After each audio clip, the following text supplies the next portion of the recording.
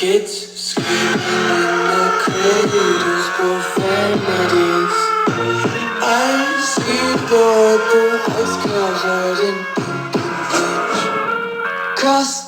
Hello everyone, welcome back to another episode of The Taboo, The Nuance, and everything conservative parents don't want you listening to.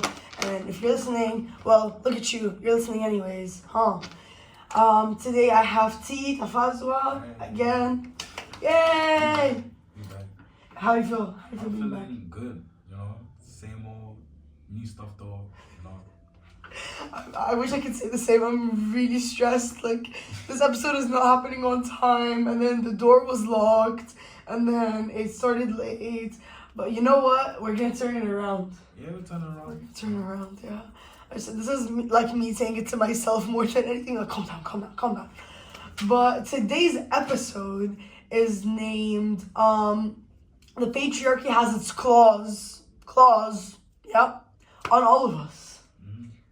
Well, All of it. all of us, yeah, echo, all of us.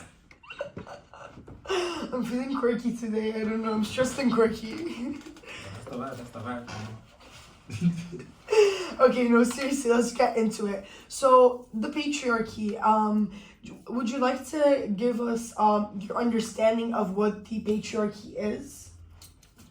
My understanding of what that is like the systems of power that enable men to be on top within the society, you know? That enable like men to control people's bodies, control how people perceive themselves, how people operate within the world. That's a pretty great understanding. And also like something that I would really like to add and or would really like to discuss within this podcast episode is the fact that like even though it's a patriarchal society and you know certain people are put to be in power and there's a system that keeps them in power and that system involves stepping on other people and you know so many forms of oppression and violation, etc. I would like to, again, back to the point I was trying to make, state that the patriarchy also affects men. I mean, just because it's called the patriarchy does not mean that, you know, men are not hurt by this sort of system and that there are, you know, a lot of examples that I would like to ask T, in what ways do you think the patriarchy hurts men as well? I guess like expectations, like societal expectations, so like how like men are raised and like how men perceive themselves in the world. Like I think a lot of people, like a lot of guys will go on the internet talking about like, oh, men's mental health, this and stuff like that, but then they neglect the way patriarchy affects men's mental health because a lot of things they're complaining about, like, oh, I'm expected to be like the breadwinner of my family, but I ain't got no job, I ain't got no money. Or like, oh, the society always wants me to do this and that. I'm like, why does society expect you to do this and that? But they ain't make that connection. I think that connection right there is the patriarchy playing into that. You know? Facts. That's such a solid point. Honestly, that's such a solid point because you're so right. You know, they're hurt by all these things and they're complaining, but they're not addressing their complaint towards the right place. You know, they're not getting to the root of the issue. You know, and there tends to be this divide then created between like, oh, like women against men, and you know, it becomes a men versus women issue when really it's like it's misdirected. Like, it's all of us versus society and versus the patriarchy issue.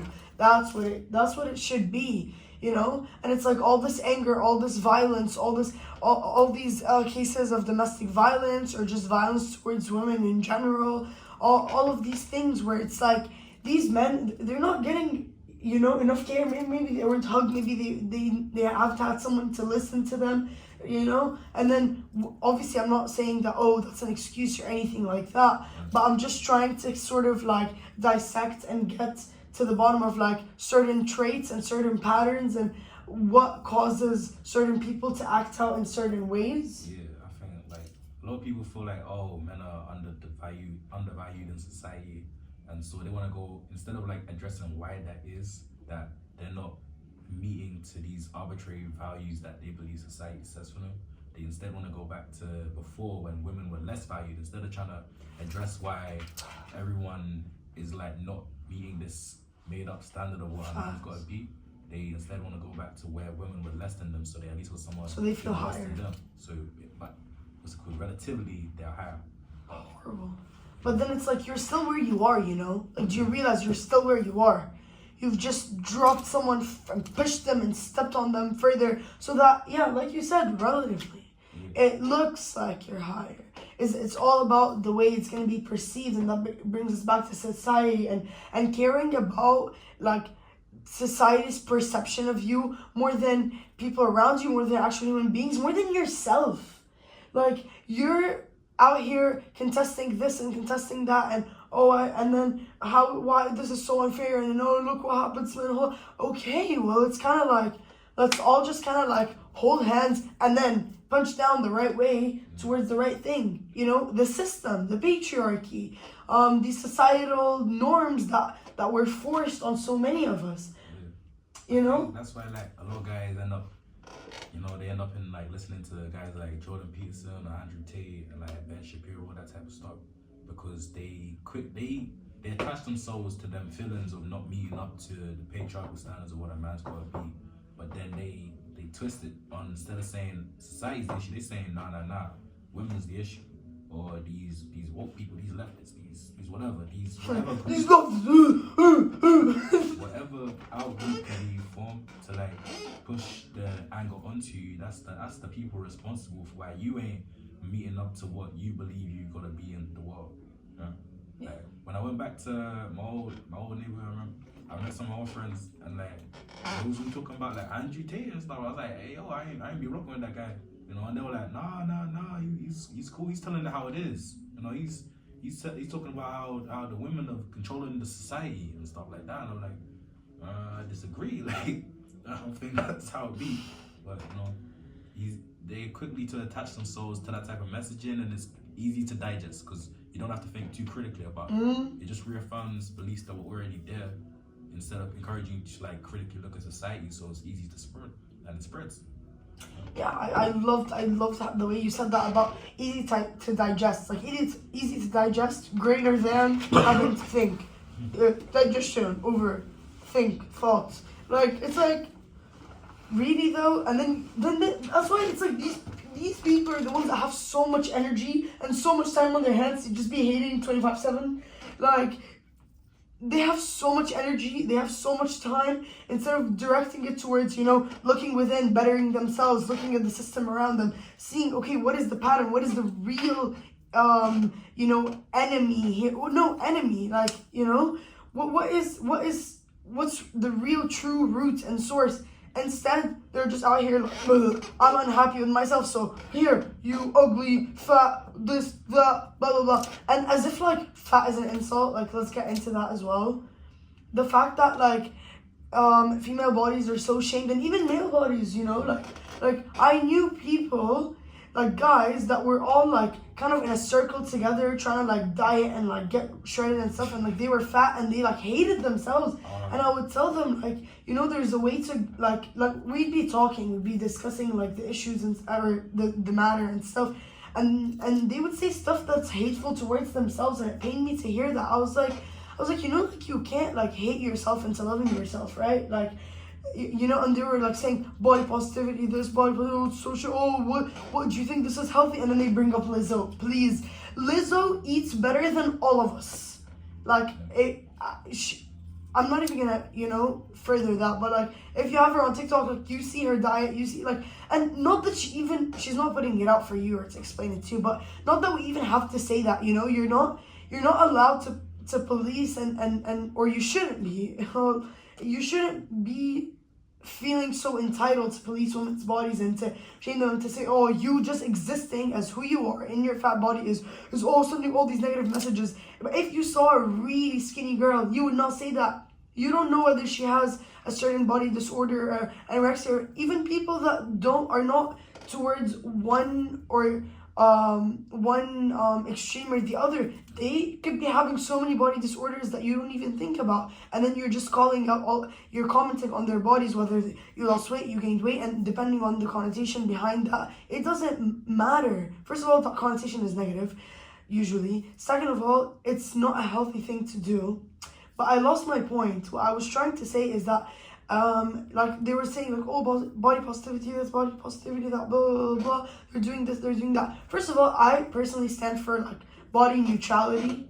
It's a vessel. Your body is a vessel. You make of it what you make of it. You know, I want a body that's gonna carry me and be strong and be healthy and be this and be that, enable me to wake up in the morning and get to where I need to get to and perform the exercises I need to exercise or perform, and you know, make me feel good about me and just use my body in the way I intend to use it mindfully. So, but it's not about like, oh, you know, you have to love every single, you see this like Patriarchy, and you just, oh my god, you have to love it. You have to love, like, I don't stand for that, but I'm also not gonna tell you that I don't think that hating yourself is worse than at least trying to be like, well, this part of me is nice. Like, they're both pushing it, like one's forcing love and one is just hate. And that is a much deeper hole to try and get out of, in my opinion. I think them. What do you think? A lot of like gym type people are very toxic. Like gym culture and like the people that attach themselves to it often even go hand in hand with like the Andrew Tate type people, because like it's another type of, instead of thinking critically on why I'm this thing, oh, it's just because I ain't big enough, and if I get big enough or strong everything enough, will be solved. My problems will just fade away. And that leads to a lot of toxic behaviors from them type of people. Like back when I was in college, back when I was up in Lancaster, like all my friends I knew, they all go gym every single day. We all go gym every day, and they be lifting, they be doing all types of things. But like the type of things that leads to sometimes just ain't positive. Like, I feel like gym is a positive on people's like mental health and stuff like that. Should be. But sometimes they turn into eating disorders. Yeah, very quickly. Like people be like, whoa, what you doing eating all them food, bro? Like, I only eat protein powder.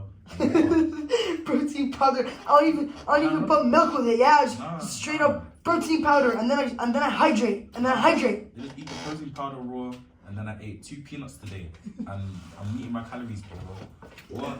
I'm so great. You better get better. And everyone will use that as like a way to like they flex on everybody else that they're eating nothing and that no calories are going into my body. Or like when some guys be like, oh, I don't put no seasoning on my food because that's too many calories. Like the two little, however many. Nah, I haven't heard this one before. Oh, you never heard that? They eat them chicken dry as hell. No, I know they eat their chicken raw, but I didn't hear that was the reason. Yeah, because them seasonings too many calories. Like when you hear it, and everything's normal. Because when you're in that space around that all the time, it's just normal. But like once you're not in that kind of space, you're kind of like, I was a bit crazy. Like why was he doing that? Why was he choking on powder at like 9 a.m. in the morning? No, not 9 a.m. 5 a.m. Why was he choking on powder at 5? And it's so like a lot of them is just to. I think a lot of people just insecure in that type of way. Like they got that hatred of themselves, so they're trying to remedy that by the gym or something. And they rely on validation from the bros. The bros. That kind of leads to a toxic cycle of like reinforcing negative behaviors through each other. I think another thing like was a common thing, like they'll go to the club or something, yeah? But before they go to the club, they go to the gym. And why is that? Because they want to get pumped before. Because like when you get a pump, you look slightly bigger for a bit. So they're getting a pump to look bigger for the club. Before they go to the club. And that's so embarrassing. I was crazy to me. That's giving me a headache. It's never been that serious, but it's like all in a way to look more man, right? More man. To appeal to this idea of what a man should look like. I want to look more like that. I got to look more manly. I got to do this, and this. And that's all the patriarchy thing right there. Yeah. Facts. I wanted to, when you were talking about the whole like coaches and gym coaches and whatever are like very toxic and stuff. When I used to go to the gym like I've had many phases in my life where I would like go to the gym like for like 2 hours, like every time I would go or whatever. And first of all, but no, actually before I get into that, I wanted to note that like going to the gym can become an addiction, just like many other things. And just because like initially it is this thing that is like supposedly healthy, you're working out, you're moving your body, you're growing your muscles, you're getting it. You're breaking that sweat, etc., etc. But that does not mean that it cannot get addictive. I mean, I say everything in moderation within reason, and if you fall into certain patterns where it's like you don't even like you put your whole like self validation on whether you've gone to the gym or not, and even if like you're not up for it or your body is telling you something against that, or you're exhausted or you're going through something and you need something else other than the gym or blah, whatever the reason is, and you feel like absolute crap for not going, and then you're constantly checking your body out, you're constantly fasting, you're constantly taking pictures, you're constantly calorie monitoring, all of those things. Those are all like gateways, absolute gateways into body disorder. Is it body disorder? Body dysmorphia. Body dysmorphia or other eating disorders, And I've heard like actual like people that are like heavily acquainted with the gym, come out, men as well, like come out and say that and say like I was in a really unhealthy place. Actually, I looked the best I did, whatever to people. But sorry. Yeah, it's like that. I remember, like back when I was proper on the gym, like back when I was like training to like do Muay Thai and stuff, like. Cause like the way fighting be like you have to meet weight and stuff like that. You gotta be a certain. I did it for like a month and a half. Yeah, I was like fighting for a couple years, so like you gotta meet weight. So people who do mad things to do that. Like they be in the sauna all day trying to sweat out any type of water they drink. Like I think like back when I was looking my best, when I was shredded, I had the 6-pack and all that. Like I would eat 2 grapes and I'd drink some water, and that's it. That'd be it for months. That's horrible. There was a time in my life where like I was working out, and like every day I was going to the gym, I was cycling, I was running, I was doing all these things, and I was really skinny. And like, now when I look back, I'm like, ugh. And I remember like looking at like certain photos, and then like remembering that like, oh, it was at a time where I was like, oh shit, I'm getting fat. Like I need to get ahead of this like quickly, and I felt so fat. And then like later on, years later, I would be looking through my photos where like I was like looking my best, and I was like, had abs or whatever, and looking my best, quote unquote. I had abs and whatever, and I would see the time where I was like, oh, super fat, whatever. It was like a few weeks before. I said, ain't no way I was extremely like fat, and then suddenly I was extremely skinny. It's just body dysmorphia. It's unhealthy, and it's about like, it's difficult. It's difficult to like acknowledge certain things like that. Society rewards like them type of behaviors, or like obviously you're gonna get type of compliments. You're gonna be like, oh, you're oh my good. god, my whole life. Oh, you remember buying? You look like that back then. I was a little freaking kid,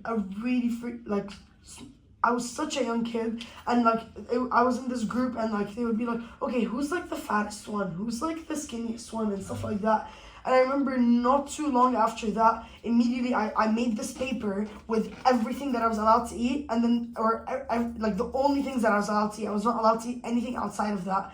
And then like I cut out like carbs and like whatever, and I lost weight so quickly. And when I would go to Egypt, or when I would be back in Abu Dhabi, they would tell me, oh my god, you lost so much weight. How did you do this? This is adults, like whole ass adults, telling me, a tiny ass kid, like I don't even remember, this was like what, 2nd grade, 3rd grade, and like asking me like how to lose weight, and they were so inspired by me, and they made me feel like, I only was valuable and whatever. This is again a kid when I lost weight, and that became something ingrained in my mind, and like I still like struggle with that and stuff, like and especially like in Arab communities, it's so normal to comment on people's weight, like the aunties, the neighbors, the people, everyone. And I've heard that there's the same for the black community.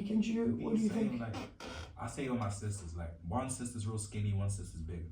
Alright? So my little sister that's skinny, like when she was a little kid, she never used to eat nothing, like since she was a baby. Like She was always skinny like that. So people always like, why are you so skinny? You need to eat more. You need to do this, and that. That's just how our body be.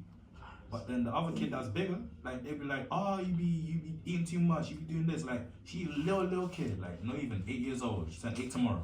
But you got grown old people trying to shout to her, telling her like, oh, you need to put her on a diet. You need to get to exercising, and you need to get doing all this, and this. I'm like, it's a small child, like. Yeah. Literally, you're traumatizing people. You know, the thing you said about like, oh, when you get skinny. Yeah, when I started to be really skinny and whatever, and I would be going back to Egypt, everyone would tell me like, you're not like, you don't look healthy. Like, are you okay? Like, whatever you need to eat, you need to eat, you need to eat. And it's the same people that like years and years ago were telling me, oh my God, you lost all this weight. And I was literally just like a slightly chubby kid. Like, can a girl live like? I didn't even want to say girl, but I didn't want to say the B word. But anyways, the thing that I was trying to say with like the gym coaches and stuff, I remember there was this coach at the gym that I would go to, and like he would help me with like certain kinds of lifts and whatever. And I thought he was so nice. Like we had like some sort of like coach trainee bond, whatever. And then there was a time in my life where I was doing that kind of research, and it was talking about how like there are certain ways to do exercises where, you know, if you do the weightlifting first and then you do the cardio, you achieve certain goals like better or whatever. And so I switched to that, and then like he would see me, instead of seeing me like on like doing cardio for long, he would see me like lifting weights. And then he told me he literally pointed at my arms. Like, you know, like how you have like fat on your arm. He pointed at my arms and he said, like, your priority should be getting rid of this, so you should be doing cardio. You shouldn't be prioritizing lifting. And I said... See, that's so common in gyms and stuff, though. That's the thing. Like, it's crazy. Excuse me? I said... And to me as well, it was like, who are you? Like, who do you think you are? And what gave you the audacity and the entitlement to be able to speak to me like that?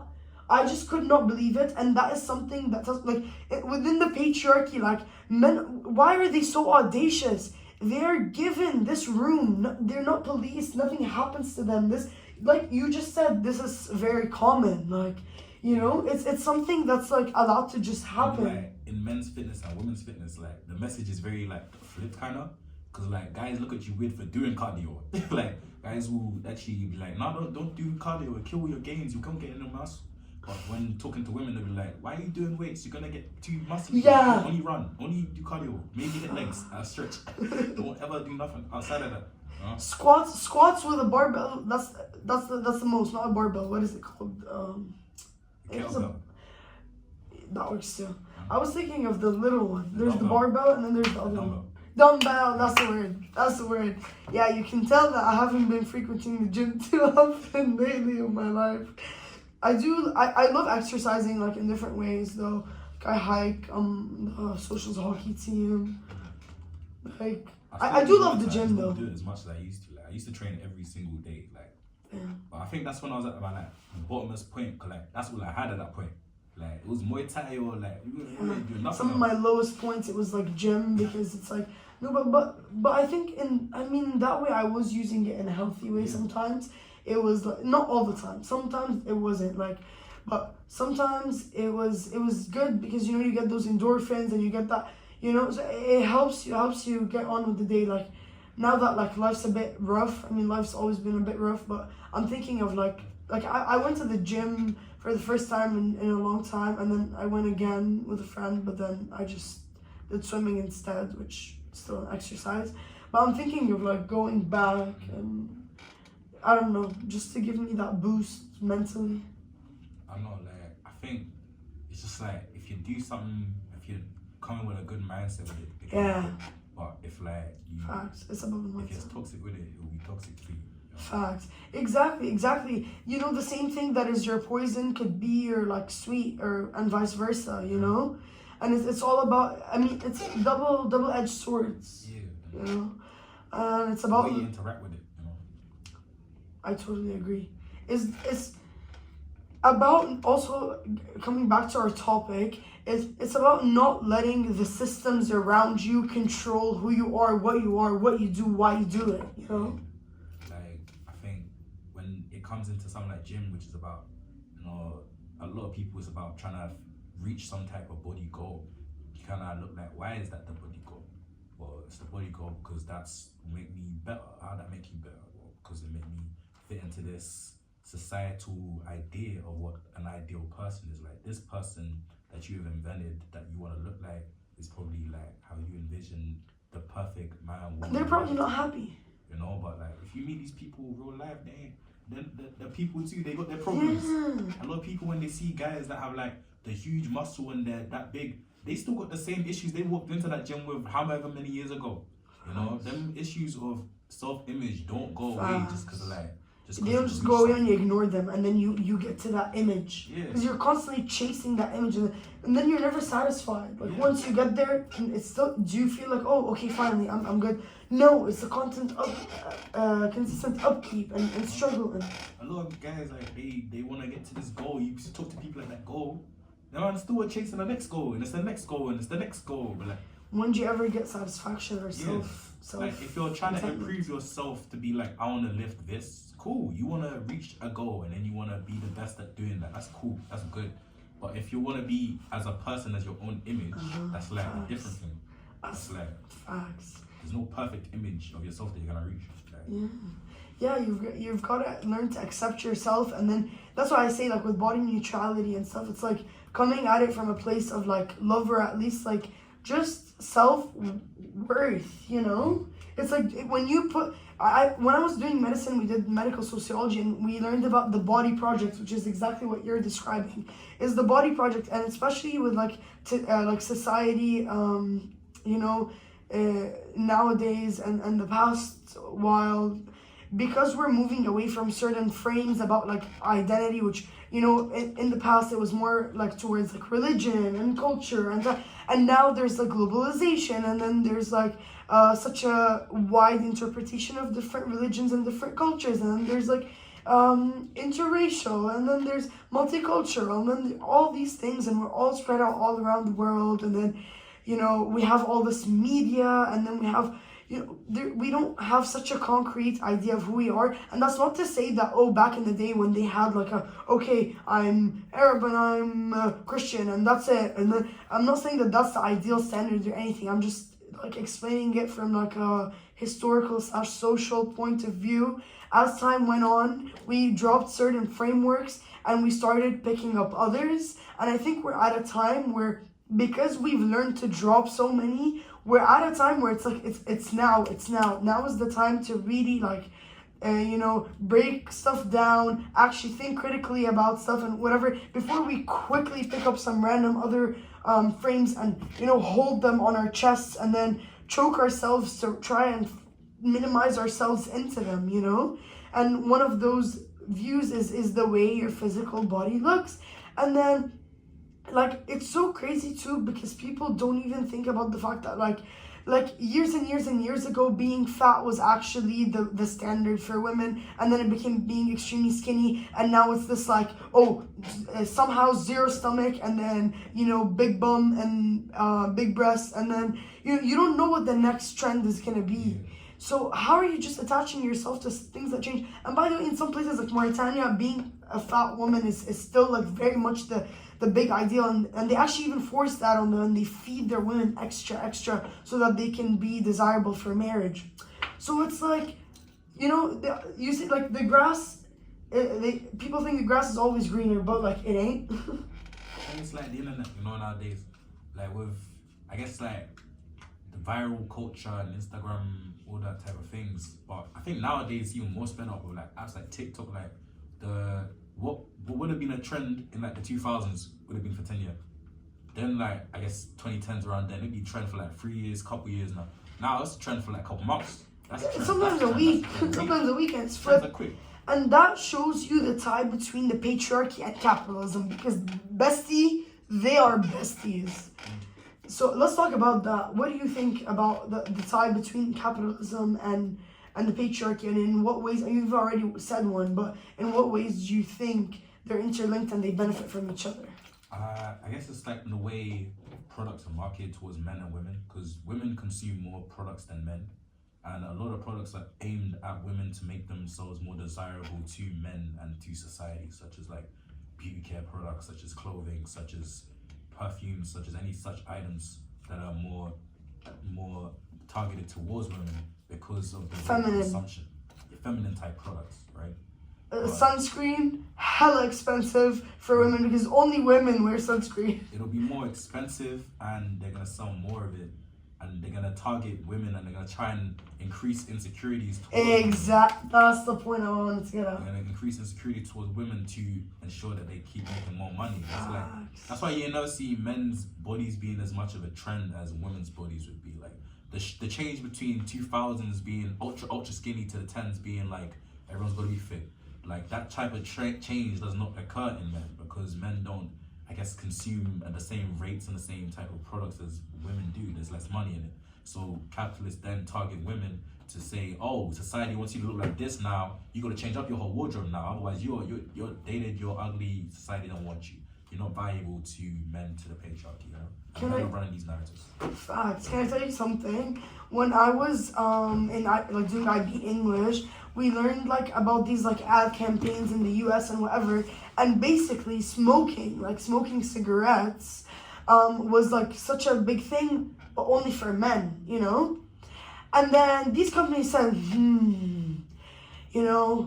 almost half the population is not consuming our product, or at least is not at a place socially to be potential consumers rather, because obviously not 50% or whatever were smoking necessarily. We have this whole pool of almost half the society, that is not put in a place to purchase any of our products. How do we increase our profit? Well, what a great question, you might ask. The answer they delivered was campaigns that are supposedly empowering women, and it's saying like something about if men can smoke, like so can women, and they play on the patriarchy, and they don't care that the patriarchy is sexist. They don't care that the patriarchy is trying to control and police women's bodies and what they do with them and their actions and how they look ladylike. They don't give a crap about none of that. However, they knew that at the time that would pull audience. And so they did that. They campaigned in certain ways that are like, like the modern women can smoke cigarettes too. And what happened is that then women started to smoke as well. I think like they gave cigarettes to like suffragettes, and then started taking pictures of them when I forget the whole story. They told the news that they're gonna be showing the new symbol of liberation, and then there was a woman smoking a cigarette. And then the cigarette companies, they made bank off that, they made their money, but it's like the commodification of oppression type thing, Facts. I love that. That's so well said. Yeah, identity is just now a way for the capitalists to make money. I think that's like in many groups, like it comes like that, where like, oh, blackness is now a commodity. They're gonna start selling all these products to get black people on this, or queerness is the commodity. We're gonna get the gay people with this. Yeah. Pride Day is like extreme capitalism. Hyper capitalism. You gonna get your little pride pins. You can get your little pride flag. You gonna get your pride merch. Like they gonna make their money off it. They don't care about pride. They don't care about you. They don't care about your queerness. As soon as Pride Month is over, babes, they don't even see you. They forgot about you. They need their money. It's just how a means to an end. The actual movement and the people involved within it are an afterthought. It's all about the money right there. And I think especially with the internet, like I see on TikTok a lot, like you be having people trying to sell products, but they be like, oh, don't you just hate how you have this or this or this? Like I remember I saw hyperpigmentation was a big thing for a while, so everyone was trying to get some next bleaching products, trying to fix all that up in their body, or like when I think they're talking about buccal fat or something, like the fat on your cheeks. And they're trying to see like, oh, you should get this surgery or this type of modification. That's what's in trend. That's what's the trend right now. Bodies are a trend, and especially women's bodies are seen as trends to come and go. In Korea, there's a major market for the beauty industry and the what's it called, plastic surgery industry. And then like you were talking about like that trend. There was a TikTok trend that was very popular in India. I think this was like last year or something like that. It was during the pandemic, and I remember it was like Indian people sort of like coloring themselves like even darker and then coloring themselves white or something like that. Something about one of them being like good and one of them being bad, and it's like this was the idea that like the colonial idea and the patriarchal and the hegemonic societal idea that was placed on them, but they've like adopted it and internalized it so much that now they're spitting it back out, and you can see that with many different things. Like in race and racism in politics, our course, our professor was talking about how like there was a campaign in Calais in India. I don't know if I said it correctly, but where it's kind of like now the Indian government is putting out certain images about like, oh, we're like this cool Indian ethnic like whatever like hip version of history and of culture, and like this is us, and that's like the ways in which like the West was commodifying them, but then they've internalized it and now they use it because it all builds back into capitalism and all builds back into the patriarchy, you know? I think like some Africans is like products like bleaching products, right? That are meant to make your skin lighter so you look more Disgusting. white, are heavily targeted towards women. Like it's even a stereotype among Africans have like a random auntie that's all bleached in the face, you know. But these products aren't really targeted towards men as much because the idea behind whiteness sometimes is that like though women are seen more as women the whiter they are. You know, it's like the idea of woman being a woman is then attached to whiteness, and therefore women of other races that are outside of that idea try and strive to this whiteness, and then that's how products, things like bleaching becomes like so prevalent, you know. So like it's just like like creating bodies to be trends and creating bodies to be something that can just are meant to be constantly changed is like part of that patriarchal system, right?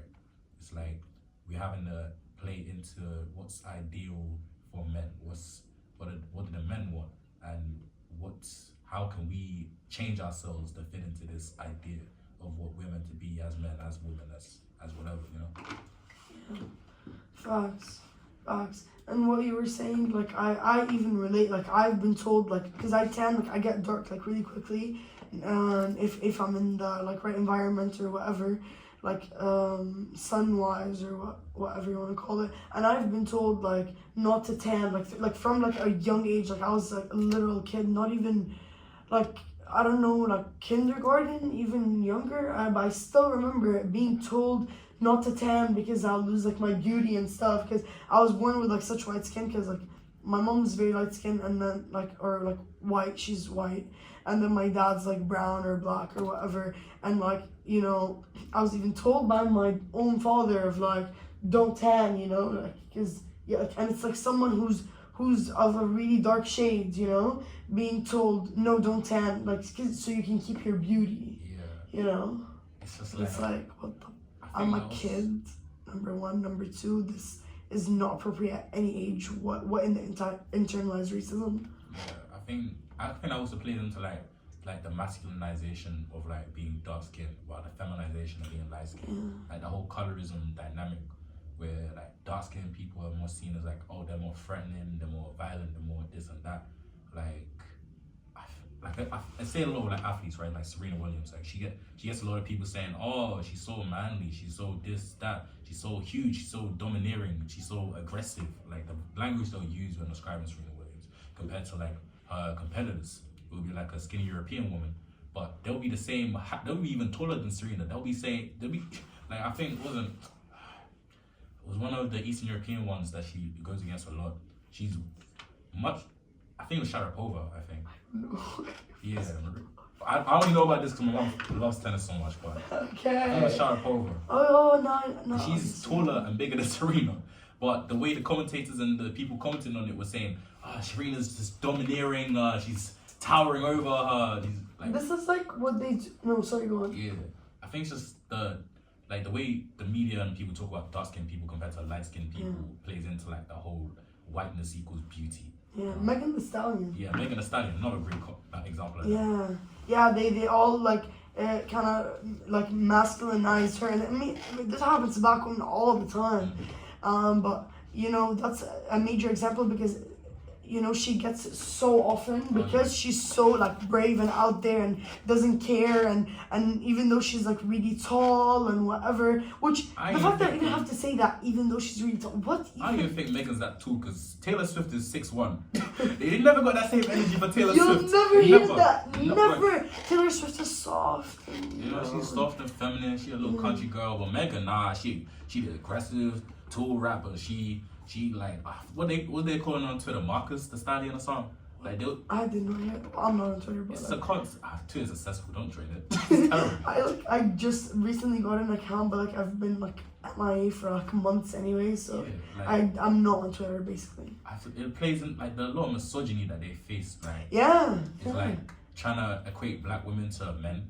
And a lot of times they're like, if it's a dark-skinned black woman, like one of their go-tos will be to call her a man. Yeah, like, yeah. Michelle Obama's another example of that. Like they was calling her Michael or something within the media for years. And be the white reporters or whatever. I don't like her, but she should not be called. I don't agree with their politics, but like the fact that obviously, I'm just Michael saying just that. for being a dark-skinned black woman is just crazy. Yeah, I'm saying that still shouldn't be said. Like that's not what she should be critiqued on. Yeah, critique her policies, not her her being. Yeah, and obviously they don't care about the policies. They don't care about the like unfairness and the messed up things that would happen. They don't care. It's just the patriarchy taking its form and just hating and being so tied with misogyny and hating on women and wanting to make them hate themselves and equating them to men, which is like, you know, also it also begs, like the question begs to ask itself, like, why is equating them to men so horrendous? Like, you know, the way, like, there's something there, and that's for a whole other episode of like,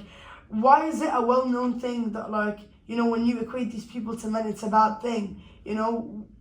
And that there's so much in there, because on one side the patriarchy is like, man is the greatest thing, but then it also uses the word like you look like a man, or sorry, the phrase like you're masculine, you're this, as a negative thing. But that's because it's imposed on a woman, and together that's viewed as such a horrendous thing, you know? And it's used to insult these people, and it's used to you know, project hatred and misogyny onto them. Yeah, I feel like I don't know. It's like I think it's just a wild issue, like, because the light skinned counterparts will not face like the same type of discrimination, like, and that's the colorism aspect of it, like the misogyny and then the racism and then the patriarchy just plays together in this madness, you know, that just affects everybody in their lives. You know? Facts.